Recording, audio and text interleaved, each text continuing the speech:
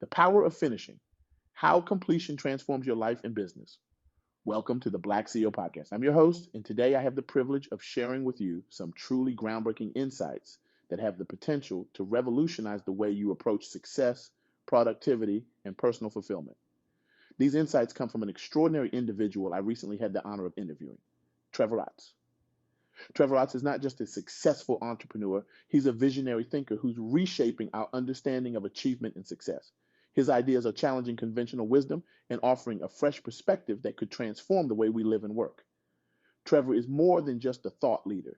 He's a catalyst for positive change, inspiring individuals and organizations to reach their full potential and make a lasting impact on the world.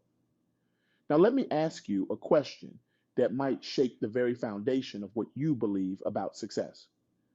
What if everything you thought you knew about achieving your goals and living a life of abundance was fundamentally flawed? What if the key to unlocking your full potential isn't about maximizing your return on investment, but rather about mastering the art of finishing? This is the revolutionary concept that Trevor Otts introduced to me, and it's called return on finish. It's a paradigm shift that challenges our conventional wisdom and forces us to reconsider our approach to goal setting, productivity, and personal growth. And today, I'm going to share this transformative idea with you and show you how it can radically change your life and your business. We live in a world obsessed with ROI, return on investment, from boardrooms to personal development seminars. We're constantly bombarded with messages about maximizing our returns, getting the most bang for our buck, and optimizing every aspect of our lives for efficiency and profit. It's the mantra of our time, the holy grail of success in our fast paced, results driven society. But what if this relentless pursuit of ROI is actually holding us back? What if it's keeping us trapped in a cycle of starting things but never truly finishing them? What if it's creating a deficit in our lives that we can't seem to overcome no matter how hard we try? Trevor Otts proposes a radical idea that we should shift our focus from ROI to ROF, return on finish. Now, I know what you're thinking. A finish, that sounds so final, so unexciting. Where's the thrill in that? But I urge you to suspend your disbelief for a moment because this concept is far more profound and transformative than it might initially appear. Let's consider Trevor's personal principle a mantra he lives by every day. It's impossible for anything that you finish to return unto you void, but everything that you leave unfinished as it pertains to your purpose will return unto you as a deficit. Take a moment to let that sink in. Everything you finish contributes to your abundance, while everything you leave unfinished creates a deficit in your life. This isn't just about completing tasks or crossing items off a to-do list. It's about aligning your actions with your purpose and seeing things through to completion. Now, you might be wondering, what does this mean in practical terms? Let me break it down for you and share some real-world examples that illustrate the power of this principle. Consider the story of Sarah, a talented software developer who had always dreamed of starting her own tech company. For years, she jumped from one startup idea to another, always chasing the next big thing, the highest potential return. She would get excited about a new concept, start building a prototype, but then abandon it when a new, seemingly more promising idea came along.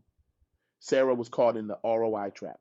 She was so focused on finding the idea with the highest potential return that she never actually finished anything. As a result, she found herself stuck in the same job year after year, her entrepreneurial dreams always just out of reach. Then Sarah encountered Trevor's concept of return on finish. It was a wake-up call. She realized that her habit of starting but never finishing was creating a massive deficit in her life. She had a graveyard of half-finished projects, each one a reminder of her unfulfilled potential. Inspired by the ROF principle, Sarah made a commitment. She chose one of her ideas, not necessarily the one with the highest potential ROI, but the one she felt most passionate about, and vowed to see it through to completion no matter what. The journey wasn't easy. There were moments of doubt, technical challenges, and financial stress. But Sarah persevered. And after 18 months of dedicated work, she launched her first app. The app wasn't an overnight success, but that wasn't the point. The act of finishing, of seeing her idea through from conception to launch, transformed Sarah. She gained invaluable experience, built a network of contacts in the industry, and most importantly, proved to herself that she could finish what she started. This completion created a ripple effect of positive outcomes in Sarah's life. Her confidence soared. She started taking on more challenging projects at work, which led to a promotion. The skills she gained from finishing her app made her a more valuable employee and a more capable entrepreneur. But the most significant change was in Sarah's mindset. She was no longer paralyzed by the fear of choosing the wrong idea. She understood that the power was in the finishing, not just in the starting. This shift in perspective freed her to take more calculated risks and to fully commit to her projects. 2 years after launching her first app, Sarah finally took the leap and started her own company. And this time, armed with the power of R-Off, she approached her business with a new level of focus and determination. Today, Sarah's company is thriving, and she credits her success to the transformative power of finishing. Sarah's story illustrates a crucial point. When we focus solely on ROI, we're often drawn to start many things. We jump from one opportunity to another, always chasing the next big thing, the highest potential return. We spread ourselves thin, starting numerous projects, initiatives, or relationships, but rarely seeing them through to completion. This approach might seem logical. After all, if something isn't yielding the returns we expected, why not cut our losses and move on to something more promising? But according to Trevor's philosophy, this constant starting and stopping is actually creating a deficit in our lives. Every unfinished project, every abandoned goal, every incomplete task related to our purpose doesn't just disappear into the ether. It lingers, creating a sort of incompletion debt that weighs us down, saps our energy, and prevents us from achieving true abundance. On the flip side, when we finish something, truly finish it, we create abundance. And abundance, by definition, means more than enough. It's a state of plenty, of fullness, of richness. When we finish, we're not just ticking a box or reaching a goal. We're creating a ripple effect of positive outcomes that extend far beyond the immediate result. Think about it. When you finish a project at work, you're not just completing a task. You're building your reputation as someone who follows through. You're gaining valuable experience and skills. You're opening doors to new opportunities. You're creating a sense of accomplishment that boosts your confidence and motivates you to take on new challenges. When you finish a personal goal, whether it's running a marathon, learning a new language, or writing a book, you're not just achieving an objective. You're proving to yourself that you have the discipline and perseverance to see things through. You're growing as a person. You're inspiring others around you. You're creating a story that becomes part of your personal narrative, shaping how you see yourself and how others perceive you. This is the power of finishing. It's not just about the end result. It's about the transformation that occurs in the process of seeing something through to completion. But here's where it gets really interesting. Trevor's concept of return on finish doesn't just apply to big life-changing goals. It's equally relevant to the small, everyday tasks that make up the fabric of our lives. Let me share another story that illustrates this point. Meet John, a middle manager at a large corporation. John was good at his job, but he always felt overwhelmed and stressed. His desk was perpetually cluttered. His inbox was always full, and he had a nagging feeling that he was constantly forgetting important tasks. John's problem wasn't a lack of ability or work ethic. His problem was that he never finished anything. He would start organizing his desk but get distracted halfway through. He would begin responding to an email but leave it in drafts when something more urgent came up. He would initiate projects but never see them through to completion. Each of these unfinished tasks, as small as they might seem, was creating a subtle but persistent stress in John's life. They were constant reminders of things left undone, tiny deficits that accumulated over time. Inspired by the concept of return on finish, John decided to make a change. He started small, committing to finishing one task completely before moving on to the next. He cleaned his desk, not just shuffling papers around, but actually organizing everything and following through until the job was done. The impact was immediate and profound. John felt a sense of relief and accomplishment that he hadn't experienced in years. His newly organized workspace gave him a clarity of mind that improved his focus and productivity. Encouraged by this success, John applied the principle of finishing to other areas of his work. He made a commitment to respond to emails fully as soon as he opened them, rather than leaving them half-answered in his drafts folder. He saw projects through to completion, resisting the urge to jump to the next thing before tying up all loose ends. Over time, this habit of finishing transformed John's work life. his stress levels decreased dramatically. His productivity improved, and his colleagues began to see him as more reliable and competent. And perhaps most importantly, John felt a new sense of control and accomplishment in his work. John's story demonstrates that the power of finishing applies to every aspect of our lives. In our relationships, finishing might mean having that difficult conversation you've been putting off or following through on a promise you made. In our careers, it might mean completing a long-term project or acquiring a skill you've always wanted to learn. In our personal development, it could be establishing a consistent exercise routine or meditation practice. Each of these finishes creates abundance in our lives. They build our integrity, enhance our skills, improve our relationships, and contribute to our overall well-being. They move us from a state of deficit of not enough to a state of abundance, of more than enough. But here's the crucial part. This abundance only comes from finishing things that align with our purpose. This is where Trevor's philosophy diverges from a simple, complete everything you start mentality. It's not about blindly finishing every task or project that comes your way. It's about identifying what truly matters to you, what aligns with your purpose, and seeing those things through to completion. This brings us to a critical question, one that Trevor challenges us to consider. What things in your life or in your business have you left unfinished that are causing the deficit that's showing up right now? This question invites us to take a hard look at our lives, to identify the unfinished business that's holding us back. Maybe it's the degree you never completed, the business idea you never fully pursued, the book you started writing but never finished, or the relationship you never gave closure to. These unfinished items aren't just incomplete tasks. They're energy drains. They're confidence sappers. They're the things that keep us up at night, that make us feel like we're not quite measuring up, that hold us back from fully stepping into our potential. By identifying these unfinished items, we can start to understand the deficits in our lives. We can begin to see how our habit of starting but not finishing is impacting our success, our happiness, and our sense of fulfillment. But here's the empowering part. Once we identify these unfinished items, we have the power to change our situation. We can choose to finish. We can decide to see things through. We can commit to turning our deficits into abundance.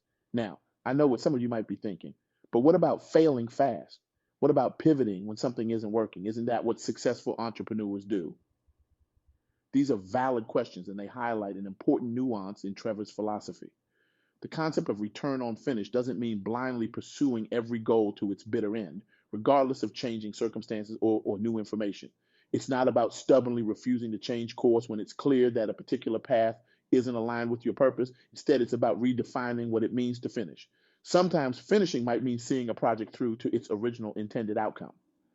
Other times, it might mean making a conscious decision to end something that's no longer serving you, but doing so with intention and closure, rather than simply abandoning it. The key is to approach each task, project, or goal with the intention of finishing one way or another. It's about being deliberate in your choices rather than leaving things in a perpetual state of incompletion. So this mindset shift can be incredibly liberating. Instead of feeling overwhelmed by a multitude of half-finished projects and unrealized ideas, you can focus on what truly matters. You can prioritize the things that align with your purpose and commit to seeing them through to completion. But let's be real, finishing isn't always easy. In fact, it's often the hardest part. It's easy to get excited about starting something new. The beginning of a project is full of possibility and potential. But as we progress, we encounter obstacles. We face setbacks. The initial excitement wears off, and we're left with the hard work of pushing through to the end. This is where the real growth happens. This is where we develop resilience, where we learn to overcome challenges, where we truly test our commitment to our goals. And this is precisely why finishing is so powerful. It's not just about the end result. It's about who we become in the process of finishing. Every time we finish something, we're building our finishing muscle. We're training ourselves to be completers, not just starters. We're developing the habit of seeing things through, of pushing past obstacles, of staying committed even when the going gets tough. This habit of finishing creates a positive feedback loop. The more we finish, the more confident we become in our ability to finish. This confidence spills over into other areas of our lives, empowering us to take on bigger challenges, to set more ambitious goals, to dream bigger dreams, because we know we have the ability to see things through to completion. Moreover, the habit of finishing changes how we approach new opportunities. Instead of starting multiple projects with the vague hope that some of them might pan out, we become more selective. We carefully consider which opportunities truly align with our purpose, which ones we're willing to commit to finishing. This selectivity leads to a more focused, purposeful approach to life and work.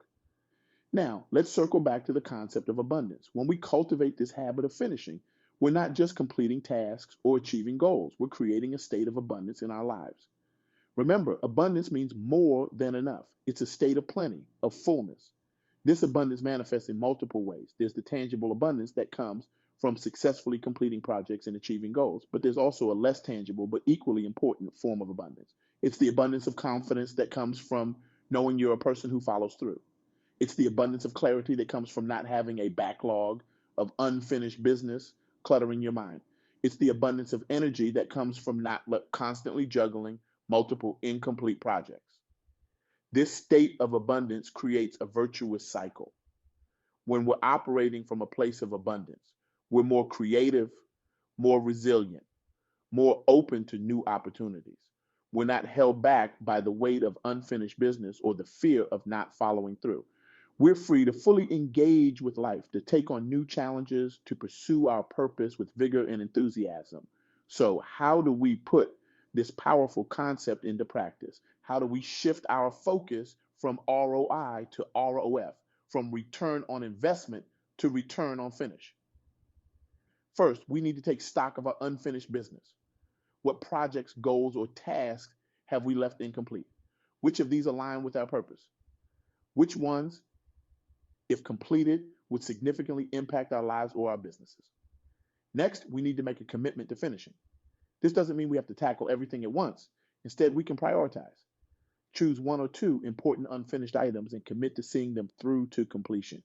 As we work on finishing these items, we need to stay mindful of the process. Pay attention to how it feels to push through obstacles, to stay committed even when it's difficult. Notice the sense of accomplishment and the boost in confidence that comes from making progress and ultimately finishing. We also need to be intentional about starting new things. Before beginning a new project or setting a new goal, ask yourself, am I willing to commit to finishing this? Does this align with my purpose? Am I prepared to see this through even when it gets challenging? Finally, we need to celebrate our finishes. Take time to acknowledge and appreciate each completion, no matter how small. Remember, each finish is contributing to your state of abundance and building your finishing muscle. As we embrace this mindset of return on finish, we'll likely find that our approach to life and work begins to shift. We may become more focused, more intentional, more purposeful in our actions. We may find ourselves less scattered, less prone to chasing every shiny new opportunity that comes our way. But most importantly, we may find ourselves moving from a state of constant deficit, of never quite having or being enough, to a state of true abundance, an abundance of accomplishment, of confidence, of purpose-driven action.